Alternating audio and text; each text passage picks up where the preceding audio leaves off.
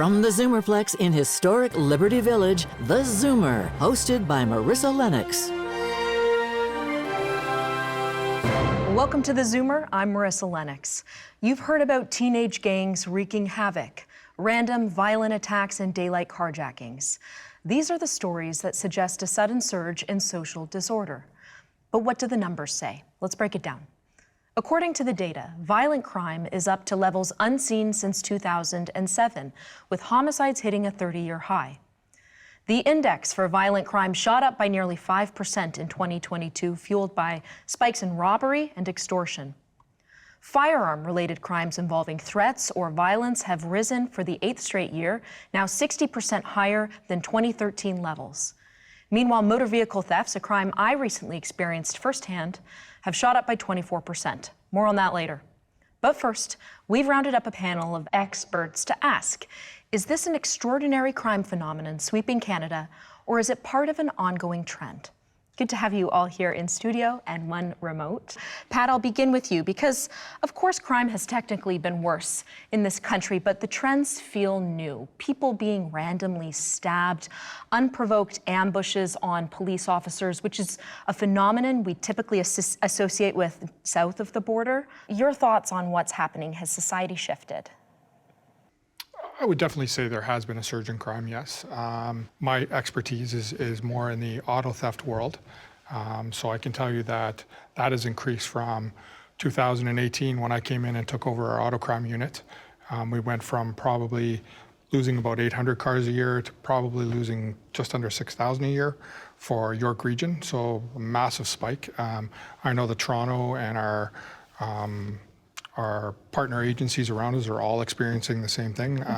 When we look at carjackings, they're definitely on the rise, where you're adding an element of violence into that theft of a vehicle. So has society shifted, Joseph? I know there's a legal angle here, but what's going on? Well, I think there's a few things. Certainly we have a growth in population.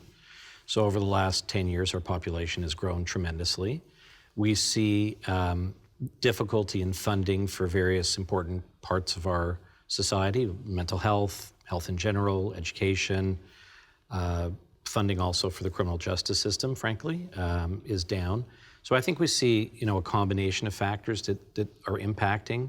And then there's organized crime shifting focus when we're talking about carjackings and car theft. They've shifted focus to this area because it's very lucrative. So there's a lot of factors at play. An interesting sidebar to the conversation around increasing crime, Dr. Ungar, is the appearance of knives as instruments of murder, where a gun you can shoot from far away, but a knife you have to get up close. It's a different culture almost. Where's that coming from? Wow, so again, I'm a healthcare provider, so I'm not a criminologist. I can't tell you what the means of violence would be all about. I mean, we do see a rise so we have mental health courts throughout Ontario, some better than others, but we've seen a rise in mental health cases. And so knives are easier to obtain than firearms. It's generally, if you're going to get a firearm, you're generally within the organized crime culture, and there's going to be trafficking of firearms, etc. So a knife is an easy way to gain access and commit violence. A lot of what we see in the mental health courts is a rise in mental health illness, and whether it's because of pandemic, but I can tell you the funding and trying to get assistance for people who have mental health issues and families who are crying out for that assistance, it is severely lacking. Trying to get somebody civilly into a hospital and stay there for treatment, good luck. Paula, a woman in your own riding earlier this summer was struck and killed by a stray bullet, and it really hit home for a lot of us because it could have been any one of us. She was just out getting lunch. She was getting her lunch, walking along the street, and got hit when there was two guys pulled out guns and started shooting at one another, and she was killed.